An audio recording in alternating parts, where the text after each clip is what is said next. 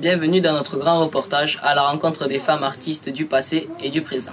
Pour notre première rencontre, direction l'Antiquité où la plus grande poétesse grecque nous attend. Sappho, c'est à vous. Je suis Sappho, considérée comme la 10e muse par plusieurs poètes comme Platon. J'ai créé une école sur l'île de Lesbos à Mytilène. Dans cette école, j'apprends aux jeunes filles la danse, la musique et le chant. Cette école est exclusivement réservée aux filles car les garçons, eux, ont droit d'accéder à toutes les écoles qu'ils veulent. Je suis pour donner la même éducation aux garçons et aux filles.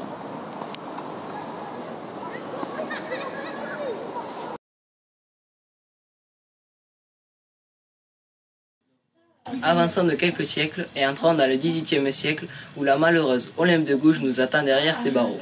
À quelques heures de son exécution, nous avons pu recueillir son témoignage.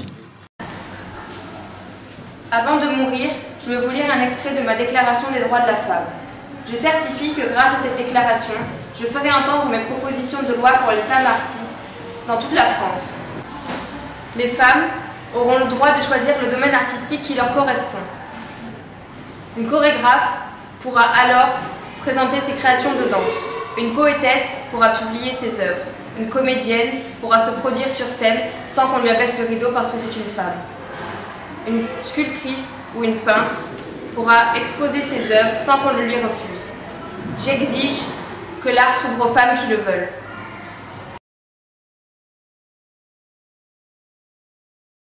Malgré les espoirs fous suscités par la Révolution, le XIXe siècle apportera son lot de déceptions aux femmes qui espéraient pouvoir mener la vie de leur choix.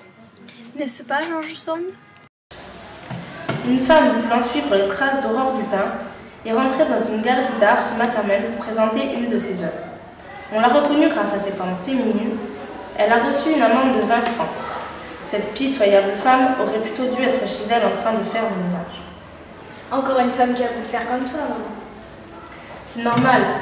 Les femmes sont souvent méprisées et c'est pour ça qu'on en arrive à se déguiser en homme pour avoir les mêmes droits qu'eux.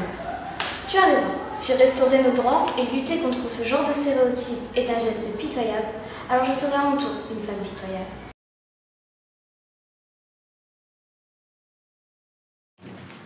Et voici en exclusivité, pour notre reportage, le témoignage de mademoiselle Claudel.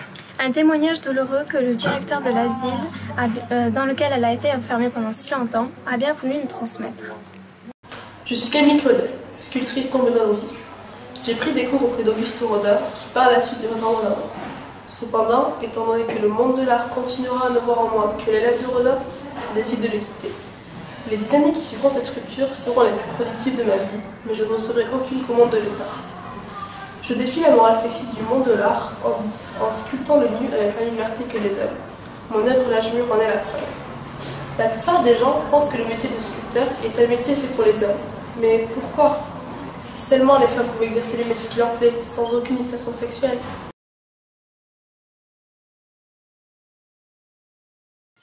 Le XXe siècle ne semble pas non plus épargner les femmes, puisque si elles gagnent en indépendance au fil des décennies, elles sont toujours montrées du doigt.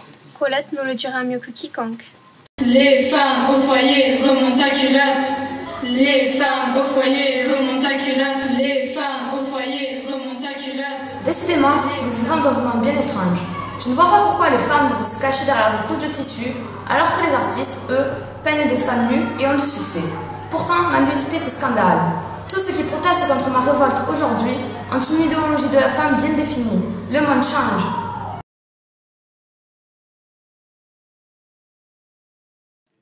Le castor. Connaissez-vous qui se cache derrière ce surnom affectueux ? Une des plus grandes intellectuelles du XXe siècle, elle fait date dans l'histoire des femmes pour ses réflexions sur l'éducation et sur la condition féminine. Moi, Simone de Beauvoir, j'ai rêvé de grandir dans un milieu non sexiste. Dans mon livre Le deuxième sexe, je prône un monde où l'éducation serait la même pour tous et où filles comme garçons auraient les mêmes libertés et droits. Les femmes ne naissent pas avec des défauts qui les prédisposent à être inférieures aux hommes. Non. Le problème, c'est que dès leur enfance, d'après leur éducation, on les conditionne à subir cette domination. Acte sexiste. J'aimerais que tous les enfants puissent vivre et s'épanouir dans un milieu non sexiste.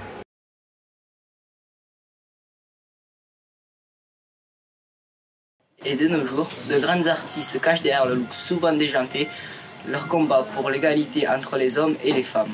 Nous avons pu surprendre Lady Gaga au piano en train de répéter une de ses chansons. Bonjour Lady Gaga, je viens vous interviewer aujourd'hui pour connaître votre opinion sur l'inégalité entre les hommes et les femmes. Je pense que la plus scandaleuse des inégalités, c'est l'inégalité de salaire. Quelle solution proposez-vous pour lutter contre les inégalités entre les hommes et les femmes? La solution est simple, supprimer les inégalités de salaire.